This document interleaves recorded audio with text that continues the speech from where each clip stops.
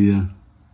Hoje, domingo, dia 8 de junho de 2025. Estamos dando sequência ao nosso estudo da carta de Paulo aos Romanos. Hoje conversaremos sobre o capítulo 12 da sua carta aos Romanos. Salvo engano, esse é o 18º estudo nosso, né? E vamos conversar sobre essa ideia trazida aqui na carta de Paulo, nesse capítulo 12, em que nós temos um trecho do capítulo que ele nos fala sobre a vida nova, a nova vida. Temos um outro conjunto de versículos que ele nos fala sobre o uso, o devido uso dos dons espirituais, e uma terceira sequência de versículos que nós podemos chamá-las ou chamá-la a sequência de virtudes recomendadas pelo apóstolo Paulo. Então nós temos três conjuntos de versículos em que Paulo conversa com os romanos, escreve aos romanos, dando a ideia dessa nova vida, a qual ele se refere, que é justamente esse conhecimento a respeito das coisas de Deus a partir dos ensinos de Jesus.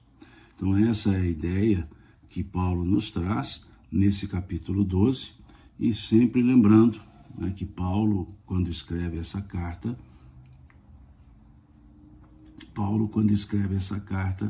ele a escreve dirigida aos romanos cristãos, aos judeus cristãos de Roma e aos gentios cristãos de Roma.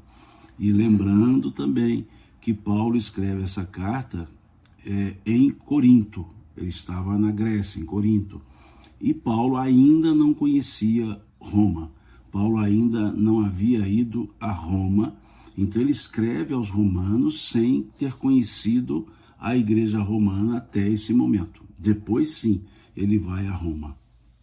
Então é um conjunto de ensinamentos, de comportamentos, de reflexões, em que ele se baseia, na ideia da fé em Cristo Jesus. Toda a argumentação paulina aos romanos se faz na ideia da fé, da justificação pela fé. E Paulo, nessa carta aos romanos, ele faz uma alusão, de certa forma, crítica àqueles que entendiam a justificação perante Deus pelas obras da lei. Aqui Paulo não fala de caridade, de obras de caridade. Ele deixa muito claro, obras da lei, que eram o cumprimento dos ritos. Então esse é o cerne da carta aos Romanos. Eu gosto sempre de iniciar fazendo esse apanhado, essa síntese, e aí a gente segue com o estudo, porque creio muitas pessoas podem estar chegando pela primeira vez, não acompanhou ou não acompanharam essas pessoas os estudos que já vêm sendo feitos desde o capítulo 1. Então eu gosto de fazer essa síntese para nós seguirmos com o nosso estudo. Então vamos lá, nosso capítulo 12 da carta de Paulo aos Romanos. E ele começa assim: rogo-vos, pois, irmãos, pelas misericórdias de Deus, que apresentei o vosso corpo por sacrifício vivo, santo e agradável a Deus, que é o vosso culto racional. E não vos conformeis com este mundo, mas transformai-vos pela renovação do vosso próprio entendimento, para que experimenteis qual seja a boa, agradável e perfeita vontade de Deus. Ótimo. Aqui um parágrafo, vai do versículo 1 ao versículo 1 e 2, esse parágrafo. E o que Paulo faz aqui? Ele faz uma rogativa. Baseando-se na bondade divina. Então ele diz: rogo-vos, pois, irmãos, pelas misericórdias de Deus. Aqui é interessante porque vemos misericórdia no plural, misericórdias. Aqui ele não está falando do atributo misericórdia ou misericordioso de Deus. Ele está falando nas ações de Deus. Por isso vem a palavra misericórdia no plural, misericórdias, para dizer que em vários momentos Deus usou da sua bondade, Deus usou da sua magnanimidade para atender as pessoas, para cuidar das pessoas. Então ele quer mostrar aqui, não é a misericórdia no sentido de atributo da divindade. Ele quer trabalhar aqui a ideia de ações da própria divindade, intervenções benévolas da própria divindade. Por isso está aqui no plural. E ele diz que apresenteis vosso corpo por sacrifício vivo, santo e agradável a Deus. Aqui quando ele fala apresenteis vossos corpos, o vosso corpo, é uma analogia ao fato da cruz, ao fato da crucifixão. Porque Paulo também, nós já vimos nos outros capítulos, ele dá muita ênfase ao sacrifício da cruz. Muita ênfase. Ele dá uma ênfase para trazer a ideia de que ali a cruz foi a porta da vida espiritual, ou seja, morreu na cruz e apresentou-se depois. Então Paulo dá ênfase à ideia do sacrifício da cruz, como dá ênfase à ideia da ressurreição. Palavras dos textos bíblicos, não vou entrar no mérito aqui da palavra ressurreição. Então ele está fazendo essa alusão, né, para que apresentemos o nosso corpo, ou seja, apresenteis vosso corpo por sacrifício, vivo, santo e agradável. A palavra sacrifício, aqui bem traduzida, ela etimologicamente ela é uma palavra derivada. Ela é o resultado da junção de duas palavras, sacrum, no latim, e facere, também do latim, sacrum mais facere. Sacrum quer dizer sagrado, facere quer dizer fazer, tornar, transformar. Então, quando criou-se a palavra, então, sacrifício, na junção das duas palavras, sacrum facere, sacrifício significa tornar sagrado. Fazer sagrado é diferente do sentido comum que se dá a essa palavra, que é algo pesado, difícil, com dor. Eu vou me sacrificar, ou seja, vou fazer isso com dor, com prejuízo. Não. A palavra sacrifício, sacrum mais facere, não significa isso. Significa sacrum facere, tornar sagrado, transformar em sagrado, dar sentido útil, é esse o sentido. Então, quando Paulo aqui coloca, apresenteis vosso corpo por sacrifício santo e agradável a Deus. Então, percebamos que aqui Paulo está dizendo para que tornemos sério, sagrado a existência corporal, a existência, o nosso corpo, nossa individualidade, nossa pessoa. Essa é a ideia. A Catarina pergunta aqui qual capítulo que estamos estudando, o capítulo 12 da carta de Paulo aos Romanos. E aí ele diz assim, que, vejam só, apresenteis vosso corpo, diz ele, por sacrifício vivo, santo e agradável a Deus, que é o vosso culto racional. Culto racional. Veja como Paulo aqui chama atenção para a racionalidade. Paulo era um estudioso, era uma pessoa letrada, conhecedor dos costumes gregos, judaicos. Então, Paulo aqui pede um culto racional. Paremos para pensar. Culto racional. Muitas vezes nós fazemos cultos devocionais, culto devocional. Outras vezes cultos pragmáticos, por pragmatismo. Cultos devocionais são cultos em que a sensação, a emoção, a paixão fica mais forte. E aqui Paulo nos fala do culto racional. O sacrificarmos-nos, tornar sagrado a nossa existência, é racional. E mostrando-nos também que precisamos da racionalidade, na relação com o Criador, no exercício da nossa fé. Como vemos lá no capítulo 19 do Evangelho segundo o Espiritismo, Kardec fazendo um estudo sobre a fé. E lá ele vai nos dizer da fé raciocinada. Há uma expressão latina para justificar o acreditar em tudo sem nenhuma análise racional. Há uma expressão latina que diz credum quia absurdum. Credum quia absurdum. Eu creio porque é absurdo. Eu creio porque é absurdo. Essa é a frase que norteia a fé, por dizer assim, excessivamente cega. A fé da boa vontade, sim, mas uma fé que não raciocina, que não observa a logicidade ou não. Credum quia absurdum, que tem a sua expressão antagônica. Non credum quia me passe absurdum. Eu não creio justamente porque é absurdo. São dois extremos da expressão. E dois extremos utilizados ao longo da história digamos, do Ocidente.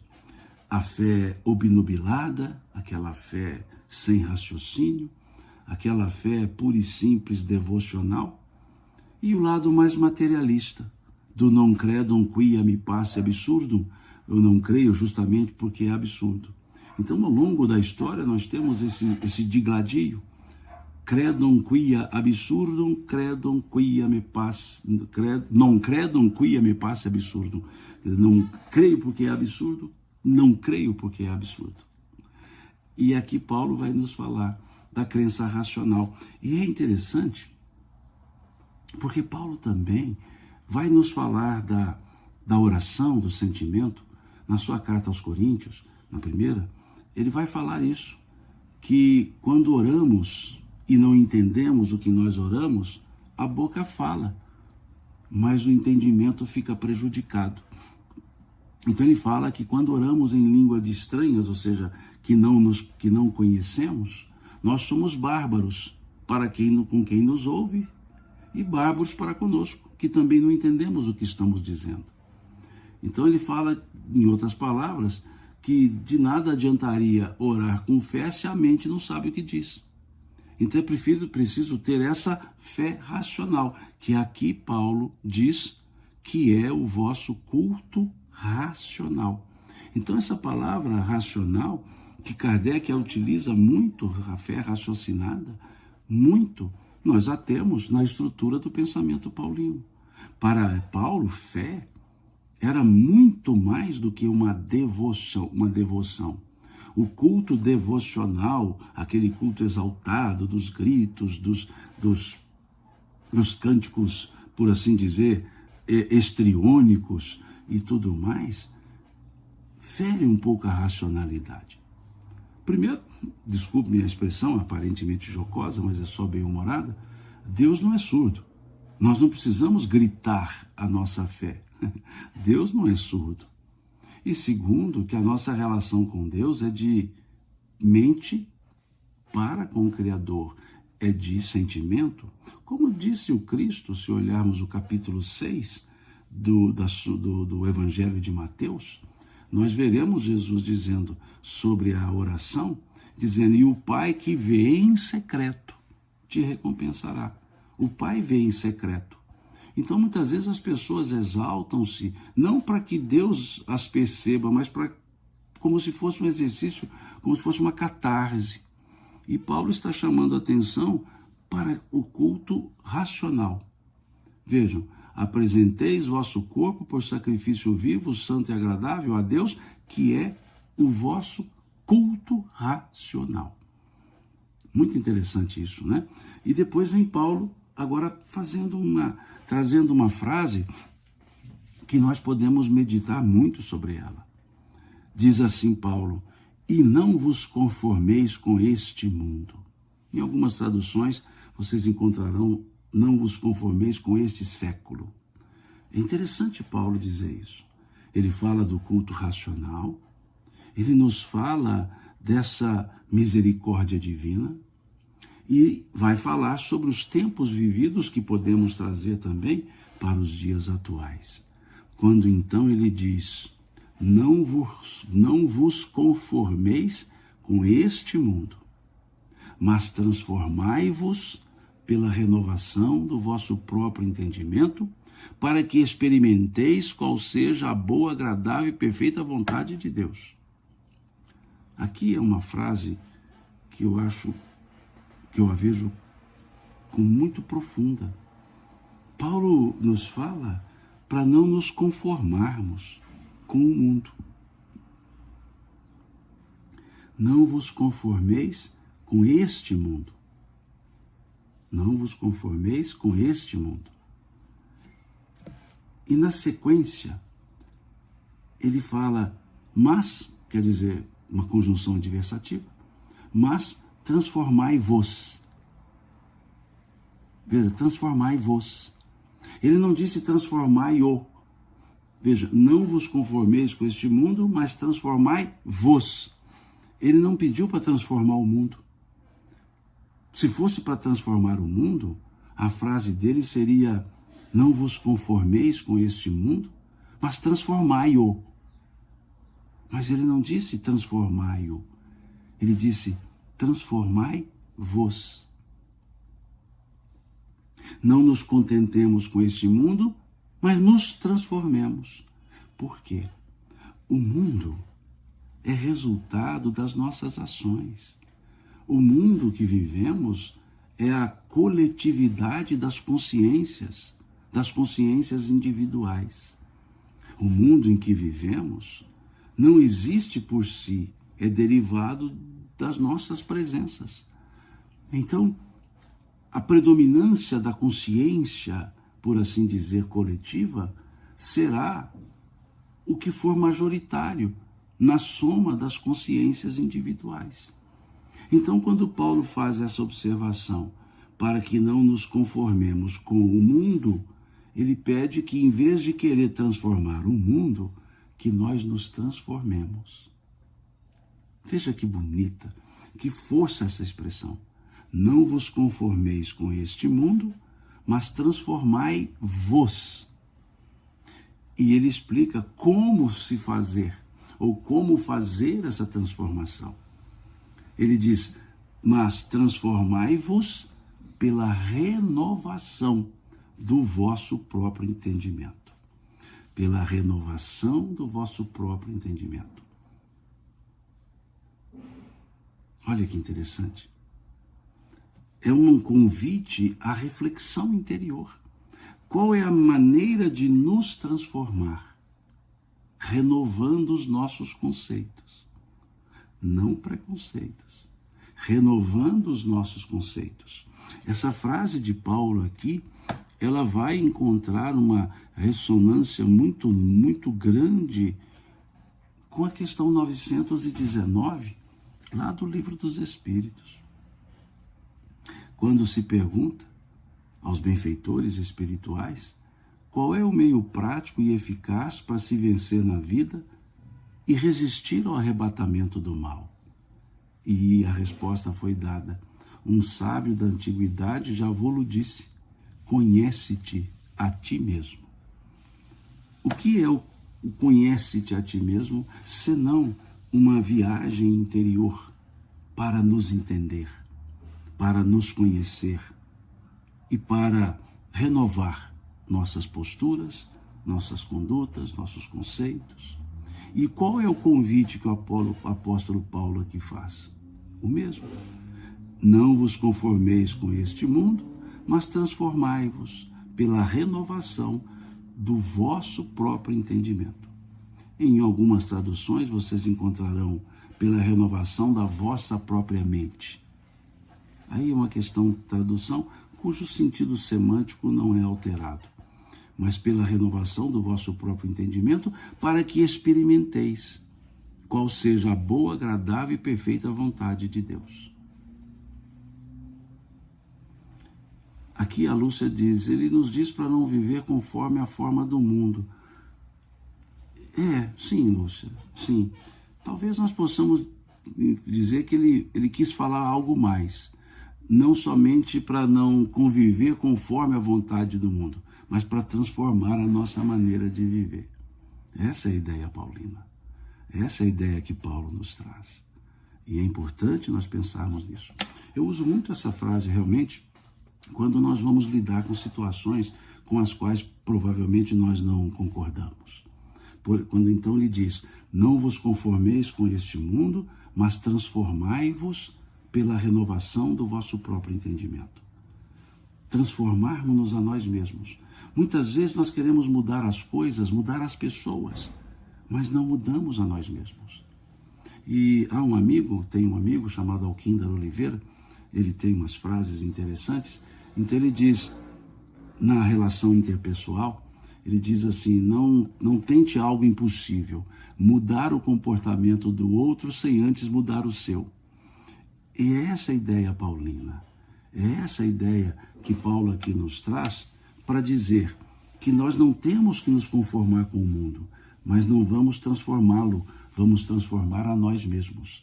Não vos conformeis com este mundo, mas transformai-vos pela renovação do vosso próprio entendimento. Então vejamos esse convite paulino. Por isso que esses 2 versículos nós chamamos de nova vida. Entender que nós podemos nos mudar. E voltando ao que a Lúcia diz aqui, que não é para viver em conformidade com o mundo, sim, eu não preciso contrapor-me ao mundo. Eu posso começar a ter as minhas condutas, obviamente, nós veremos depois no capítulo 13, no próximo domingo, quando Paulo fala da obediência às regras, mas sem romper com as regras, podemos adequar nossas condutas, principalmente no campo comportamental. O respeito aos outros sempre será útil. O respeito às outras pessoas sempre será agradável e sempre será necessário. Dar o espaço para que o outro se expresse sempre será algo salutar. E buscar o máximo do entendimento para com todos também será algo agradável. Mas podemos ir mudando nossas condutas. Aos Coríntios, Paulo diz, tudo me é lícito, porém nem tudo me convém. Tudo me é lícito, porém nem tudo me edifica. Essa é uma fala paulina que está lá na primeira carta dele aos Coríntios. Ou seja, tudo ali é possível de ser feito, mas nem tudo vai me edificar. Talvez é parar e fazer uma pergunta a nós mesmos. Se o que nós vamos fazer nos é bom, nos é salutar, nos faz crescer. Se aquela conversação que entabularemos vai nos fazer melhor, vai nos fazer crescer, vai nos edificar. Então eu gosto muito dessa segunda frase de Paulo, quando ele diz, tudo me é lícito, porém nem tudo me edifica. Muitas pessoas ficam na primeira frase, tudo me é lícito, porém nem tudo me convém. Só que ele diz, na sequência, a segunda frase, tudo me é lícito, porém nem tudo me edifica. Então nós temos que perguntar muito isso, se a nossa vida está edificante, se o nosso trabalho nos edifica, se as nossas condutas nos edificam, se as conversações que entabulamos nos edificam. Há uma outra fala do apóstolo Paulo, também aos Coríntios, que ele diz, as más conversações corrompem os bons costumes. É interessante isso. Então percebamos que Paulo aqui está fazendo esse convite a uma reflexão e que deixemos de ser rebeldes sem causa. Rebeldes sem causa. Podemos ser revolucionários, ou seja, apresentar algo melhor, mas a partir das nossas ações, não a partir de críticas feitas vazias, críticas vazias feitas às outras pessoas ou às condutas alheias, quando talvez nós nem pratiquemos próximo aquilo de bom que alguém faz e ainda criticamos aquilo que a pessoa faz. Então são pontos que podemos pensar de uma maneira mais profunda. Agora, na sequência dos versículos 3 do versículo 3 ao versículo 8, Paulo vai nos falar dos dons espirituais. é interessante, porque Paulo é um missivista. As suas missivas, as suas cartas, as suas epístolas, elas falam muito sobre os dons espirituais. Paulo é muito próximo a essa ideia dos dons espirituais. E aqui ele vai nos falar sobre o uso correto dos dons espirituais. Aqui ele vai se limitar a alguns deles.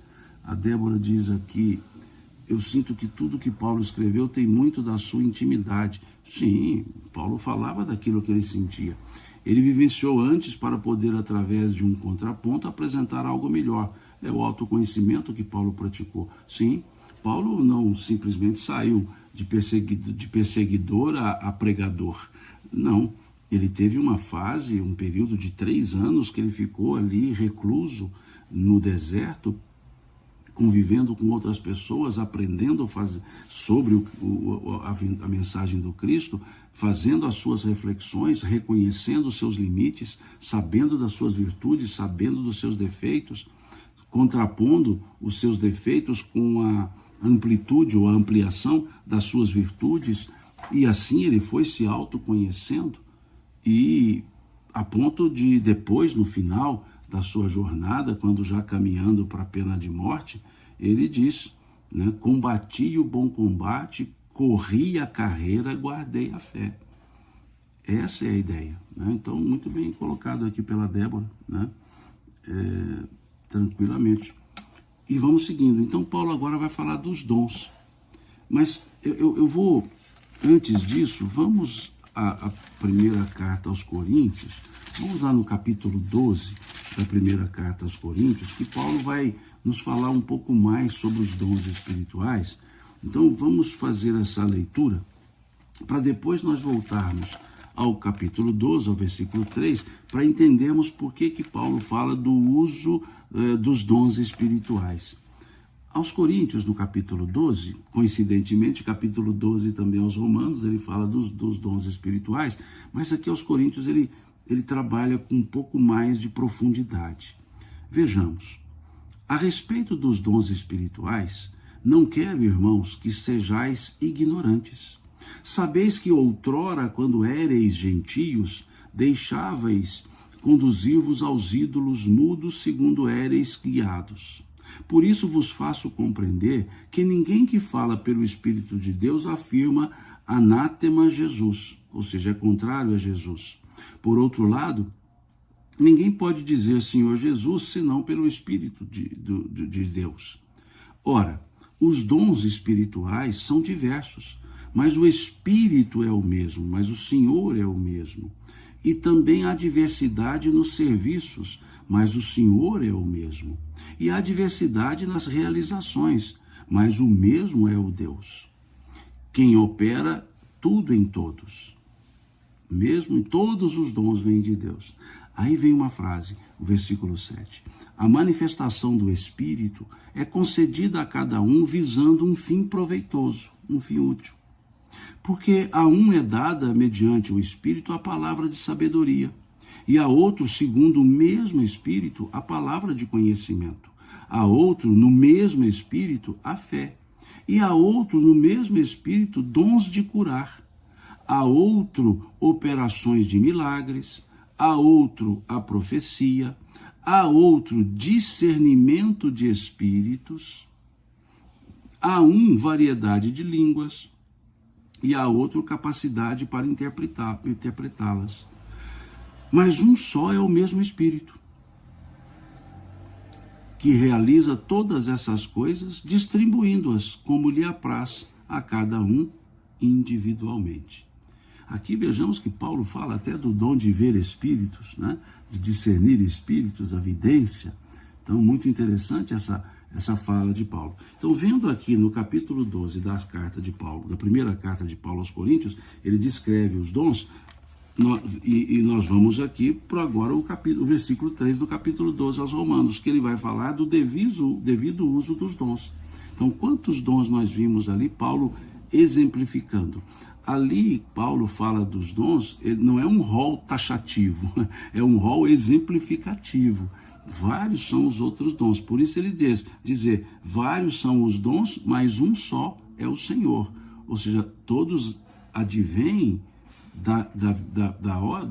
de Deus. Não há um dom que não seja natural, não seja típico, característico do Espírito. E aí então Paulo diz, agora sim, o capítulo 12 da carta aos Romanos, versículo 3, à frente. Por quê? Pela graça me foi dada, digo a cada um dentre vós, que não pense de si mesmo além do que convém. Antes pense com moderação, segundo a medida da fé que Deus repartiu a cada um.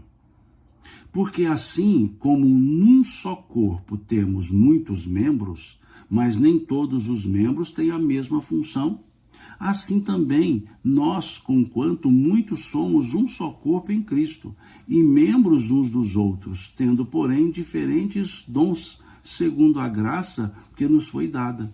Se profecia, seja segundo a proporção da fé. Se ministério, dediquemo-nos ao ministério.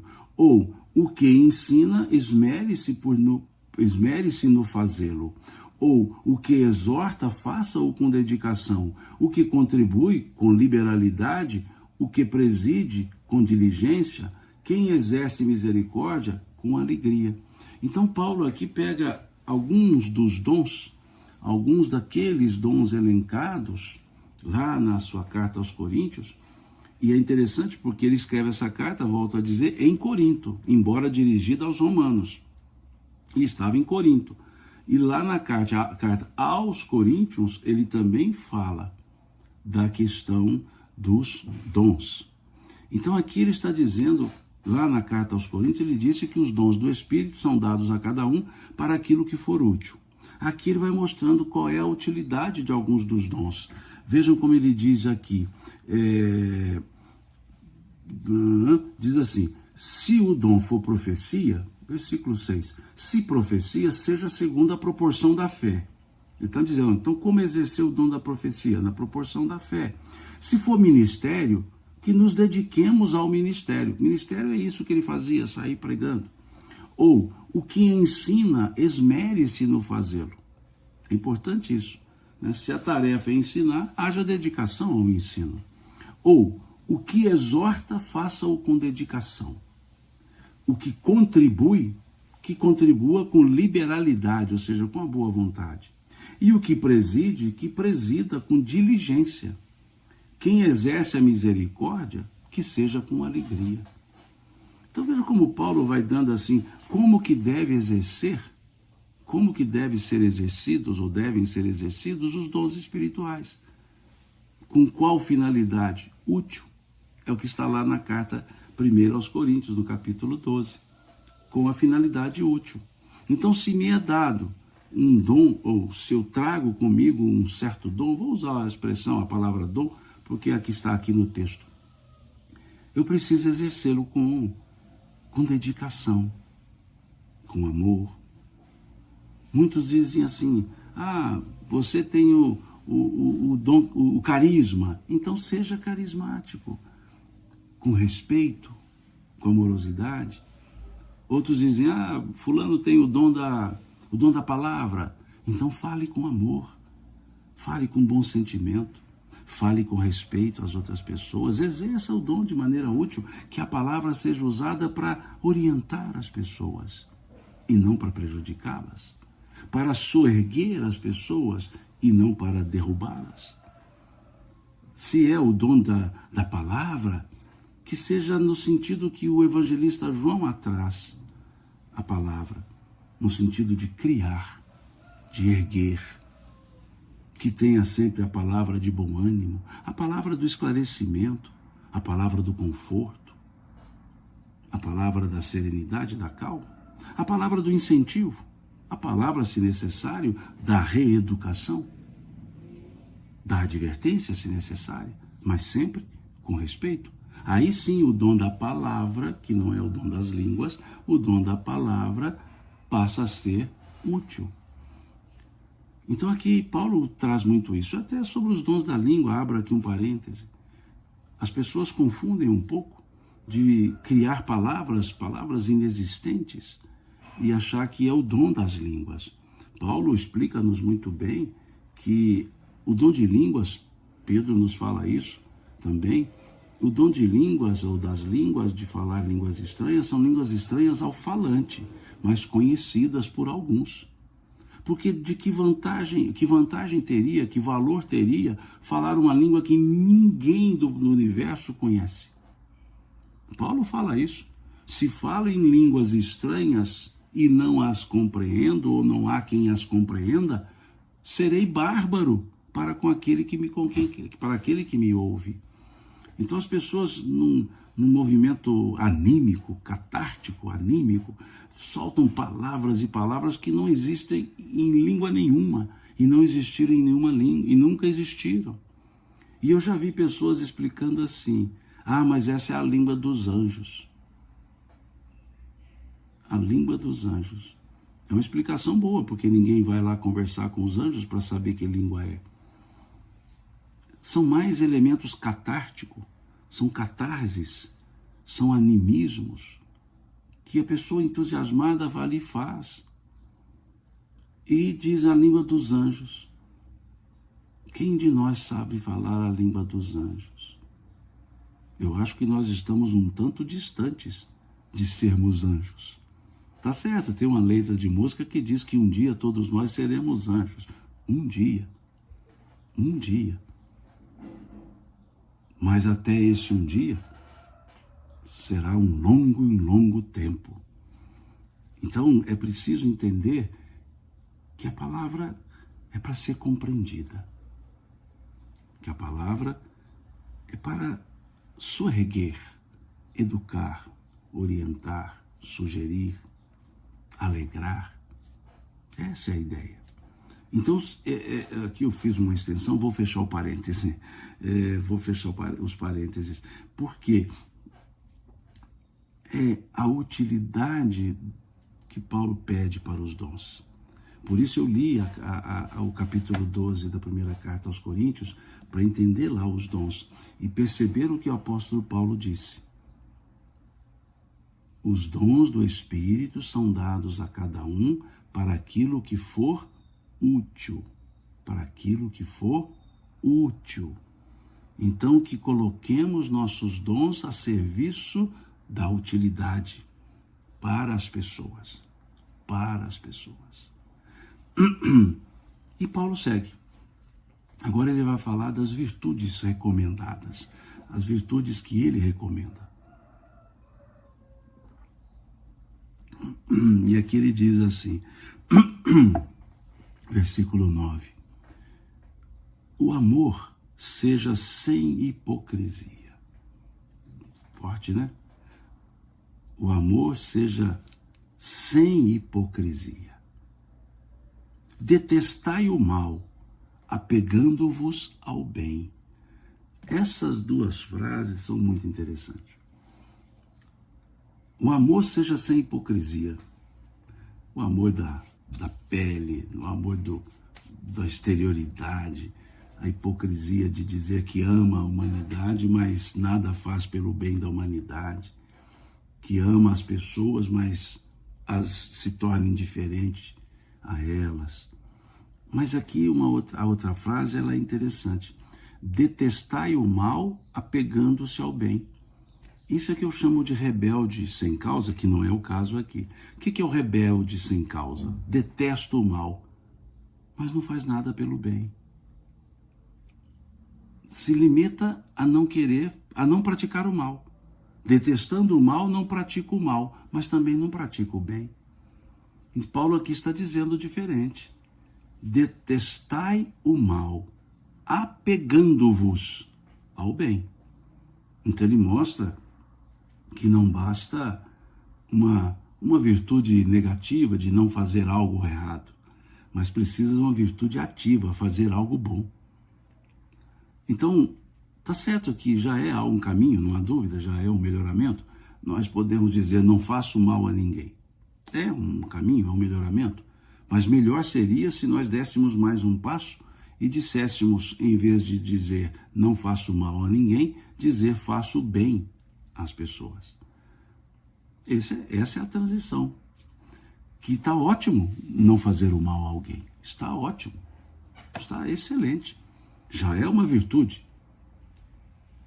Mas é uma virtude negativa. Ou seja, por uma não feitura de algo errado. E aqui eu faço um parêntese. Eu vou até escrever, eu não havia escrito aqui, agora que me veio à mente. Detestai o mal apegando-se ao bem. Nós temos lá no capítulo 15 do Evangelho segundo o Espiritismo, nós temos uma mensagem, porque o Evangelho segundo o Espiritismo traz os textos do Evangelho, traz uma análise feita por Kardec, e depois, na grande maioria dos capítulos, vem instruções dos Espíritos. O capítulo 15 do Evangelho segundo o Espiritismo, ele traz o tema fora da caridade não há salvação, e lá na mensagem trazida pelos Espíritos, as instruções dos Espíritos, nós só temos uma instrução, e ela é dada pelo apóstolo Paulo. É interessante. Veja a coincidência não no sentido fortuito, veja a similaridade, melhor dizendo. A mensagem que está lá é assinada pelo Espírito Paulo de Tarso. E a mensagem tem o mesmo título do capítulo, Fora da Caridade não há salvação. E essa mensagem dele só tem dois parágrafos. No final do primeiro parágrafo, ele diz assim: não basta uma virtude negativa, é preciso uma virtude ativa. Portanto, diz ele, para fazer o bem é necessária a ação da vontade. Para não fazer o mal, virtude negativa, quer dizer, não fazer algo errado, não fazer o mal bastam frequentemente a inércia e a negligência. Veja como lá Paulo fala o que aqui ele havia falado. Detestai o mal, apegando-se ao bem. Legal, né? Veja como a mensagem que está lá no capítulo 15 do Evangelho segundo o Espiritismo coaduna-se perfeitamente com esse conjunto das virtudes, que nós veremos uma outra aqui que vai reforçar isso, com o que está aqui. Então diz ele, o amor seja sem hipocrisia, detestai o mal apegando-se ao bem. Amai-vos cordialmente uns aos outros com amor fraternal, preferindo-vos em honra uns aos outros. Amai-vos uns aos outros com amor fraternal, amor de família. Ele diz, amai-vos cordialmente. Amai-vos cordialmente. E ele vai além, diz, no zelo não sejais remissos. Regozijai-vos na esperança. Sede pacientes na tribulação. Na oração, perseverantes. Compartilhai as necessidades dos santos. Praticai a hospitalidade. Abençoai os que vos perseguem. Abençoai e não amaldiçoeis. Legal, né? Vejam esses conselhos de Paulo, que coisa mais interessante. Aqui, Renzoal diz assim, a inércia em determinadas situações também não seria deixar de fazer o bem e assim fazer o mal? Sim, a inércia sim. Porque o que é a inércia? Por exemplo, Renzoal, não fazer o mal é inércia. Por isso que o Paulo disse, para não fazer o mal bastam frequentemente a inércia e a negligência. Não fazer o mal é uma virtude? Sim, uma virtude negativa, ou seja, de não fazer algo errado. Mas não significa que eu estou fazendo algo certo. Então, a inércia nesse aspecto de não fazer o bem. Porque essa é a ideia, fazer o bem e não fazer o mal. Porque a pessoa que faz o bem, ela não faz o mal. Mas a pessoa que não faz o mal, não necessariamente faz o bem.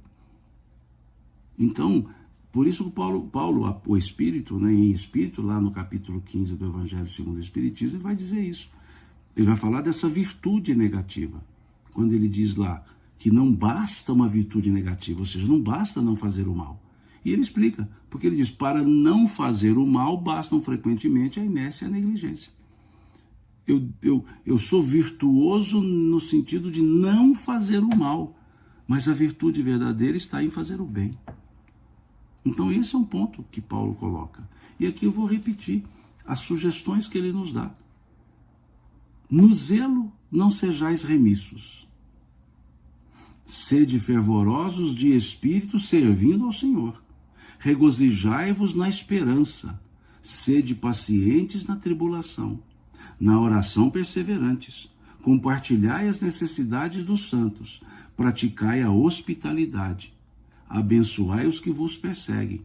Abençoai e não amaldiçoeis. Alegrai-vos com os que se alegram e chorai com os que choram. Essa frase é interessante. Esse versículo, que é o 15, alegrai-vos com os que se alegram e chorai com os que choram. Chorar com os que choram, às vezes nós fazemos. Alegrarmos-nos com os que se alegram, nós temos que vencer o personalismo. Para nos alegrar com os outros que se alegram, o personalismo, a inveja, precisa desaparecer.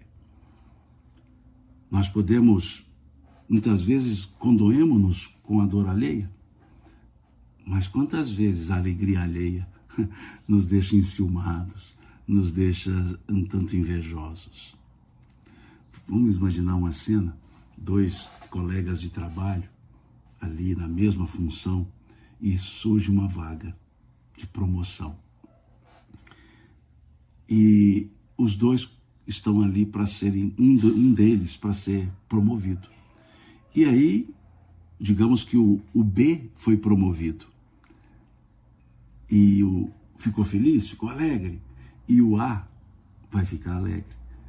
Mas vai dizer assim, aquela alegria, né? Vai abraçar o B dizendo assim, parabéns, né? Mal querendo abrir a boca. Porque, na verdade, ele também queria. Então, essa frase de Paulo, ela é muito forte. Na parte que ele diz, alegrai-vos com os que se alegram. Saber regozijarmos-nos com os que estão em regozijo, precisa de desprendimento. Aquele outro conseguiu. Vamos fazer uma outra cena? Vamos ver uma outra cena. Torcedores de time de futebol. Alegrai-vos com os que se alegram. Eu torço para um time, o outro torce para o outro. E um se alegra com a vitória do outro. É preciso muito desprendimento para isso. Imaginemos, eu sou cruzeirense e a família de onde vim, atleticana, meu pai, meu irmão, os que gostavam de futebol, atleticanos, e eu cruzeirense.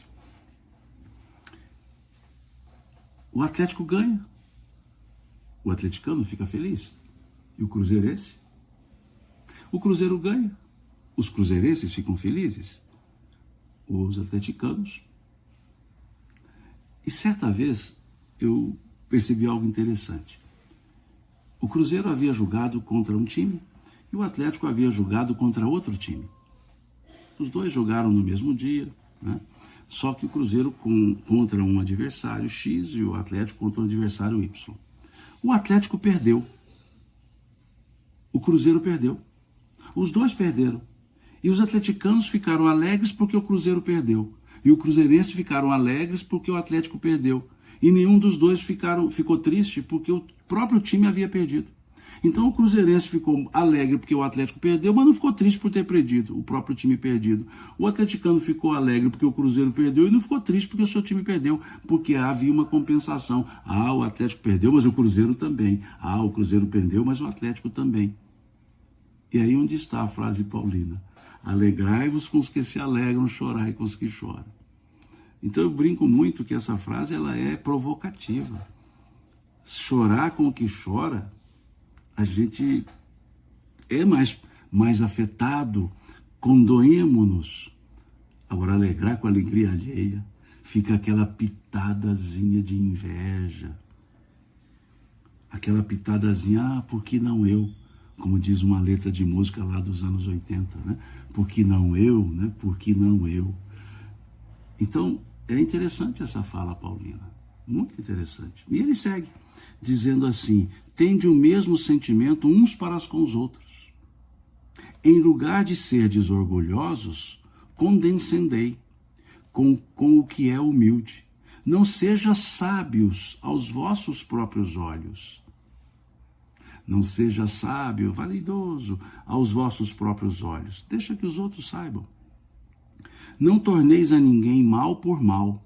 Esforçai-vos por fazer o bem perante todos os homens. Se possível, quanto depender de vós. Tende paz para com todos os homens. Não vos vingueis a vós mesmos, amados, mas dai lugar à ira. Porque está escrito: a mim me pertence a vingança, eu é que retribuirei, diz o Senhor. Ou seja, numa linguagem bem nossa aqui mineira, entrega para Deus. Para que vingar? Para que retribuir o mal com o mal? Ah, mas dá uma vontade, tá? Toma uma aguinha e deixa a vontade passar. Tem uma frase, certa vez vi numa chargezinha lá, num quadrinho, do Snoopy, aquele cachorrinho. Está ele deitado sobre o telhado da sua casinha, e ali ele pensando, né, aquele balãozinho do pensamento, e ele pensando assim: de vez em quando me dá uma vontade louca de trabalhar, então eu procuro uma sombra bem fresquinha e fico lá quietinho até a vontade passar. E eu uso essa frase para outras coisas, como por exemplo, aqui no exemplo da vingança. De vez em quando dá vontade louca de retrucar, mas eu procuro uma sombra bem fresquinha e fico lá quietinho até a vontade passar. Então aqui está dizendo: não vingueis a vós mesmos. Ou seja, mas dá vontade de retribuir. Vai procurar uma sombra bem fresquinha, fica lá quietinho até a vontade passar. É isso que Paulo está nos pedindo, deixando que a lei de Deus cuida. As leis humanas também cuidam. Algumas vezes falham, mas há uma ordem universal. Não sejamos nós os verdugos da vingança. Para quê? Não fará diferente. Não fará diferença no que já aconteceu. Deixemos que a lei humana cuide. Deixemos que a lei universal, a lei de Deus, também cuide. Porque é assim que está lá no Levítico. Quando ele diz aqui: a mim me pertence a vingança, eu é que retribuirei, diz o Senhor, é o capítulo 19, versículo 18, lá do Levítico, do Velho Testamento. E aí ele diz: pelo contrário, diz Paulo, pelo contrário, se teu inimigo tiver fome, dai-lhe de comer. Se tiver sede, dai-lhe de beber. Porque fazendo isto, amontoarás brasas vivas sobre a sua cabeça. E aqui ele encerra com o versículo 21, que é muito importante, e eu disse que faz eco ao que está no versículo 9 e ao que está no capítulo 15 do Evangelho segundo o Espiritismo, na mensagem do Espírito Paulo. E aí no versículo 21 ele diz: não te deixes vencer pelo mal, mas vence o mal com o bem. Olha que coisa interessante. Não te deixes vencer pelo mal, vence o mal com o bem. O que é vence o mal com o bem? É mais uma vez deixar de ser rebelde sem causa. Em vez de ficar combatendo o mal, pratique o bem. Em vez de ficar criticando o erro, pratique os acertos. É isso que Paulo está dizendo. Porque enquanto ficamos lutando contra, nós não promovemos nada. Enquanto estamos sendo apenas rebeldes sem causa, nada está sendo trabalhado. Então veja que beleza essa frase de Paulo. Não te deixes vencer pelo mal, mas vence o mal com o bem. Isso serve para as nossas reformas íntimas, para os nossos momentos de reflexão. Em vez de lutarmos contra os nossos defeitos, desenvolvamos nossas virtudes. Esse mesmo amigo que eu já disse aqui, Alquinda de Oliveira, ele tem uma outra frase interessante sobre a reforma íntima. Ele diz assim: na reforma íntima, aceite sua parte sombra e faça brilhar sua parte luz. Olha que interessante essa frase dele. Aceite sua parte sombra, mas faça brilhar a sua parte luz. Quando nós lutamos contra os nossos defeitos, nós nos limitamos a isso, mas não crescemos. Nós precisamos aprender a desenvolver nossas virtudes. Tem uma outra letra de música, muito antiga também, que diz assim: eu sei que as suas qualidades cobrem seus defeitos. Interessante, é uma letrinha, eu acho que eu era criança quando eu via isso. Eu sei que as suas qualidades cobrem seus defeitos. Isso é uma realidade. No processo de crescimento, de melhoramento, nós precisamos buscar em nós o que nós temos de bom e promover isso, em vez de ficar apenas lutando contra o que temos de ruim.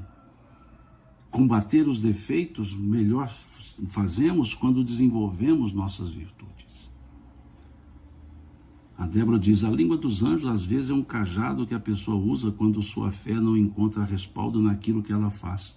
Muitas vezes está dissimulando uma conexão que não existe, muitas vezes é dissimulado. Talvez sim. Talvez sim. Você foi muito claro. Às vezes sim. Às vezes é uma forma de, digamos, exacerbada de um sentimento inexistente. Quase paradoxal isso que eu disse. Mas é assim. A fé, até volto a dizer aqui, sugerindo que leiam o capítulo 19 do Evangelho segundo o Espiritismo, lá Kardec diz assim: a fé é calma em si mesma. Veja o que ele diz: a fé é calma em si mesma. A fé é humilde. Veja, calma em si mesma. A fé não é exaltada. É o que eu disse. Não é bradando, não é com oração em altos gritos que Deus ouvirá. Porque Deus não é surdo. Não precisa gritar. Não precisa exacerbar. Deus não é surdo. E, aliás, não precisa fazer aquelas orações quilométricas. Aliás, isso Jesus nos advertiu. Ele diz: tu quando orares, capítulo 6 de Mateus, não pense que pelo muito falares é que serás atendido. Não pensa, né? Quer dizer, não pense, né, aliás, que pelo que muito você falar, você será atendido. Então ele diz: não penses, pelo muito que falares é que serás atendido. E aqui eu abro um parêntese. Com todo respeito. Mas eu vejo pessoas quando... É hábito no meio espírita, quando você vai começar ou terminar alguma atividade, fazer uma prece. Prece de abertura, prece de encerramento. E eu vejo as pessoas muitas vezes fazendo umas preces que parecem uma palestra. A prece dura 5 minutos. Uma prece dura 10 minutos. Eu já observei algumas vezes, termina a palestra, a pessoa vai fazer a prece de encerramento, ela faz um resumo da palestra, como prece. Prece não é pela extensão, é pelo conteúdo de sentimento que se tem. Não precisa ser grande, pode até ser. Agora eu vejo pessoas fazendo uma prece que é quase uma palestra. Ela podia ser mais enxuta. Normalmente as preces muito grandes, a pessoa acaba confundindo-se, troca palavras, tropeça nas palavras, repete frases que já havia falado. Ou seja, a própria pessoa não está contrita no seu sentimento, está mais desenvolvendo um raciocínio do que um sentimento. Eu, certa vez, falando na cidade de São Roque de Minas, lá nas proximidades da nascente do Rio São Francisco, falava sobre oração, e um senhor disse assim: o moço, na época eu era moço, isso faz muitos anos, deve ter mais de 30 anos, eu falava lá, e ele então disse assim: moço, deixa eu te contar como é que eu rezo. Ele disse assim: eu quando vou rezar, eu sento na minha cama à noite, eu sento para dormir, sento na cama e digo assim: ô Deus, nego velho está aqui, viu? E durmo. Ô Deus, nego velho está aqui, viu? E durmo. O que ele estava dizendo? Deus, eu vou dormir, se o senhor precisar de mim, só me chama. E foi dormir. Falou tudo que precisava, ou seja, eu tenho plena confiança no Senhor, então o Senhor pode ter confiança em mim. Assim como eu preciso do Senhor, o Senhor me atende, se o Senhor precisar de mim, pode me chamar, eu também atendo. Ou Deus, nego velho está aqui, viu? E foi dormir. Então eu vejo muitas vezes umas preces tão extensas que a gente até se perde no raciocínio das palavras que a pessoa está proferindo. Já aí a pessoa não termina, a gente está pensando em outras coisas, então sejamos um pouco mais contritos e um pouco mais resumidos nessas preces públicas que muitas vezes fazemos. Eu vejo muito isso. Porque a pessoa acha que se fazer uma prece com 4, 5 palavras, ou 4, 5 frases, melhor dizendo, não vai ter valor. Não interessa a quantidade de palavras, interessa o sentimento que nelas está contido. E é isso que Jesus disse. Não penses que pelo muito que falares é que serás atendido. E os Espíritos dizem, o que importa não é orar muito, é orar bem. Então aqui, voltemos a ideias, fechando o parêntese, né, sobre a prece. Não te deixes vencer pelo mal, mas vence o mal com o bem. Então, coloquemos isso nas nossas vidas. Todas as vezes que formos criticar algo, tenhamos a certeza que sabemos fazer melhor. Tem uma frase atribuída ao benfeitor Emmanuel, eu não a li, eu ouvi alguém dizendo ser dele, então fico aqui deixando como atribuída, que diz assim: todas as vezes que criticares a ação do teu irmão ou do teu semelhante, estarás tu na condição de melhor fazer do que ele. Olha que frase forte. Se é dele ou não, não vem muito ao caso, a frase é forte. Todas as vezes que criticares a conduta do teu semelhante, estarás tu na obrigação de melhor fazer do que ele. Portanto, onde tua palavra não ajuda, cala-te. Onde tua palavra não ajuda, cala-te. Veja que forte. Então, aqui Paulo vai nos dizer isso. É para vencer o mal? Sim. Como? Praticando o bem. É para vencer o mal? É. Como? Pela prática do bem. E não pela crítica ao mal. Mas fulano está fazendo errado, então oriente qual é o certo. Ou faça o que é certo. Se não sei, então vamos aprender juntos. Então essa é a ideia paulina, que a gente fecha o nosso estudo de hoje. Não te deixes vencer pelo mal, mas vence o mal com o bem. Com o bem. E assim nós encerramos o nosso estudo de hoje, que foi o capítulo 12. Eu disse que era um capítulo curto, porém com muitos ensinamentos. Muitos ensinamentos. E no próximo domingo, nós então iremos para o capítulo 13 dessa carta de Paulo aos Romanos, que tem, vamos ver se é um capítulo também pequeno, aliás, também que dá para trabalhar bem.